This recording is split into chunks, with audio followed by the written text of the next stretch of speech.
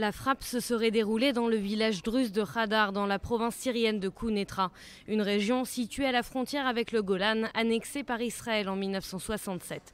Selon l'Observatoire syrien des droits de l'homme, 2 membres du Hezbollah et 3 autres des comités populaires, une milice pro-régime, ont été tués dans cette attaque. La localité de Hadar est encerclée depuis le 17 juin dernier par les rebelles syriens. Elle est située du côté syrien du plateau du Golan. L'armée israélienne s'est, elle, refusée à tout commentaire. Depuis mars 2014, l'État hébreu aurait frappé à 4 reprises l'armée syrienne et ses affiliés et une fois le Hezbollah en janvier dernier. 6 combattants du mouvement chiite, dont le fils d'Imad Mougniyeh, avaient été tués.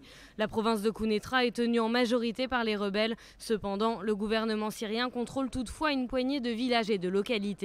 Depuis 2013, les responsables israéliens insistent sur le fait qu'ils ne souhaitent pas voir s'installer de base arrière de l'Iran près de la frontière israélienne. En décembre dernier, plusieurs positions avaient été visées près de l'aéroport international de Damas et dans la ville de Dimas près de la frontière libanaise. Les cibles visées auraient été une dizaine de dépôts d'armes placés sous la responsabilité du Hezbollah. La région de Quneitra avait déjà été la cible de raids, notamment en mars 2014.